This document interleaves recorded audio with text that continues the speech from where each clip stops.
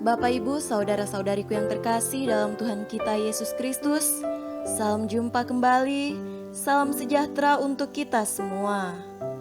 Berkat dan cinta kasih Allah yang Maha Kuasa senantiasa menyertai kita. Hari Rabu 28 Oktober 2020 adalah pesta Santo Simon dan Yudas Rasul. Pesta kedua rasul ini dirayakan bersama, mungkin karena nama keduanya yang selalu disebutkan serentak berurutan dalam Injil-Injil sinoptik. Dan karena keduanya sama-sama mengalami nasib sebagai martir di negeri Persia atau sekarang Iran. Simon selain dikenal sebagai saudara sepupu Yesus, juga dikenal sebagai saudara Rasul Yakobus Muda dan Yudas. Julukannya si Zelot berarti yang rajin, yang meluap semangatnya dalam mempelajari dan menaati hukum Taurat Yahudi. Gelar ini mungkin juga dikarenakan kepada Simon karena ia termasuk salah seorang penganut aliran Zelot yang sangat fanatik, berpegang teguh kepada Taurat dan turut ambil bagian dalam pemberontakan melawan penjajah Romawi pada tahun 67 sampai 70. Kisah hidup dan karyanya sebagai rasul tidak dicantumkan dalam Injil, namun berdasarkan beberapa tradisi, Simon pernah mewartakan Injil di Mesir dan kemudian bergabung dengan Yudas ke Mesopotamia. Dari sana, mereka pergi sebagai misionaris ke negeri Persia, Iran, hingga menemui ajalnya sebagai martir bersama Yudas. Yudas yang disebut juga Tadeus, yang berarti yang berani, adalah saudara Rasul Yakobus Muda. Tradisi mengakui bahwa dia sebagai penulis surat Yudas, walaupun mungkin ia hanya menyuruh orang lain menuliskannya. Nama Yudas dimunculkan dalam Injil Yohanes pada waktu Yesus mengadakan perjamuan terakhir. Dialah yang bertanya kepada Yesus, apa sebabnya Yesus menyatakan diri kepada murid-muridnya dan bukan kepada dunia. Setelah kenaikan Yesus, tak ada cerita kitab suci tentang karya Yudas. Menurut tradisi, Yudas mewartakan Injil di Mesopotamia sebelum bergabung bersama Simon di Persia, di mana keduanya bersama-sama menemui ajalnya sebagai martir Kristus. Marilah kita mendengarkan dan merenungkan bacaan-bacaan kitab suci. Bacaan pertama dari surat Rasul Paulus kepada jemaat di Efesus, pasal 2 ayat 19 sampai 22.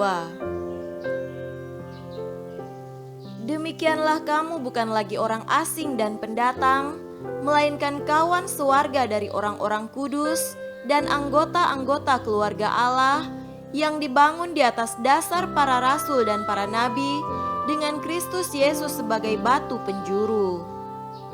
Di dalam Dia tumbuh seluruh bangunan, rapi tersusun, menjadi bait Allah yang kudus di dalam Tuhan. Di dalam Dia kamu juga turut dibangunkan menjadi tempat kediaman Allah di dalam Roh. Demikianlah sabda Tuhan. Syukur kepada Allah. Tuhan beserta kita sekarang dan selama-lamanya. Inilah Injil Yesus Kristus menurut Lukas.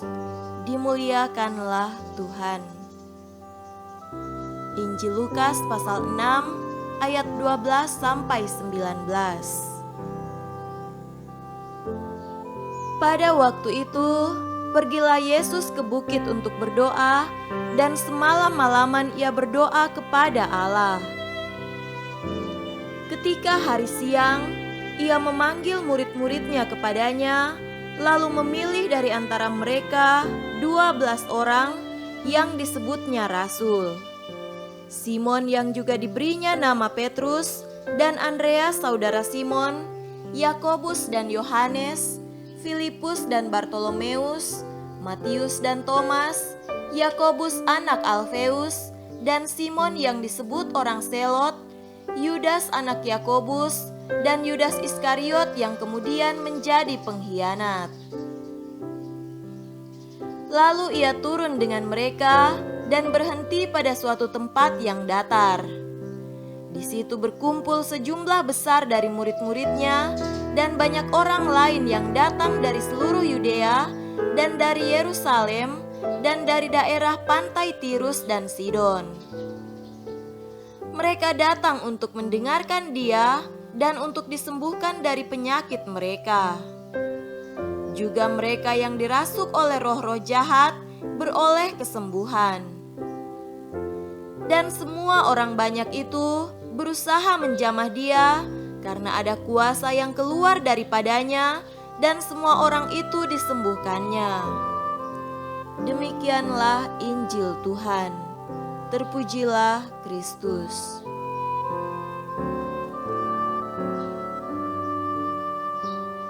Saudara-saudariku yang terkasih dalam Tuhan kita Yesus Kristus, tema renungan kita pada hari ini adalah tekad orang yang diutus.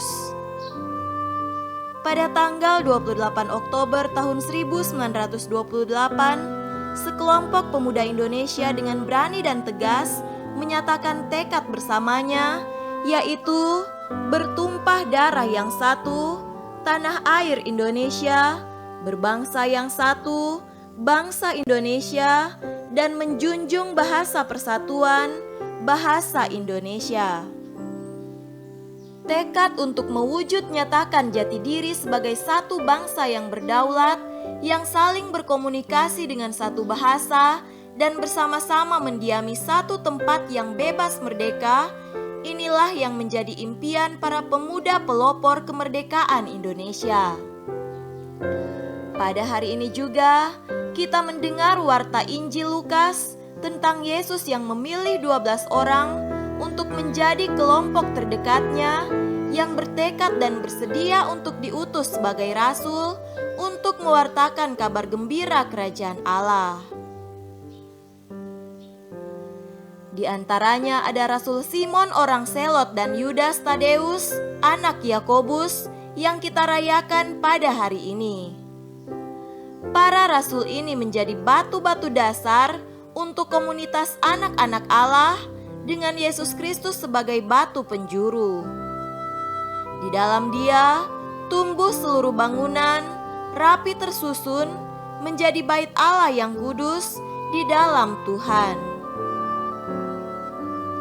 Saudara terkasih, tekad bersama, impian, spiritualitas, dan tugas perutusan para rasul ini juga telah merasuk sampai ke Indonesia, memanggil umat untuk membangun komunitas-komunitas basis gerejawi sebagai tempat kediaman Allah di dalam roh dengan satu bahasa komunikatif, yaitu bahasa cinta, dan sebagai satu persekutuan bersama Allah Tritunggal.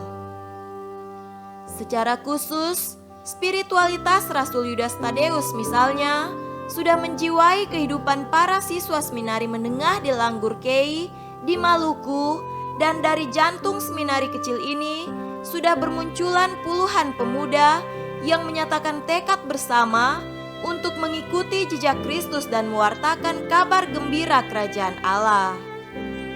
Entah sebagai pastor, misionaris, katekis, guru agama, maupun sebagai bapak keluarga, dan sebagainya. Di dalam Dia, kamu juga turut dibangunkan menjadi tempat kediaman Allah di dalam roh. Saudara-saudariku terkasih, kita diundang untuk memiliki hati dan jiwa menyerupai seorang rasul. Artinya, kita mungkin tak akan mampu memiliki hati dan jiwa sehebat mereka. Namun pada tingkat tertentu, kita juga bisa meniru teladan mereka yang berani berkorban untuk pelayanan bagi Tuhan dan sesama. Mulailah dengan belajar mengikis keegoisan dalam diri kita, yakni sikap yang hanya mementingkan diri sendiri, dan mulailah memberi waktu bagi orang lain, entah diminta atau tidak, mulai dari pemberian waktu yang lebih besar lagi untuk keluarga kita, suami istri, orang tua, anak, dan mereka yang tinggal serumah dengan kita. Selanjutnya, belajarlah memberi waktu atau perhatian, dukungan, dan bantuan untuk mereka di sekitar kita. Kerabat dan handai taulan, sahabat dan kenalan, rekan kerja dan rekan seaktivitas di sekitar kita. Dengan demikian, dalam segala keterbatasan, kita mampu untuk memiliki jiwa perjuangan dan pengorbanan seperti para pemuda pelopor kemerdekaan kita, juga seperti para rasul yang telah mengorbankan jiwa raganya bagi pewartaan Injil. Semoga demikian. Amin.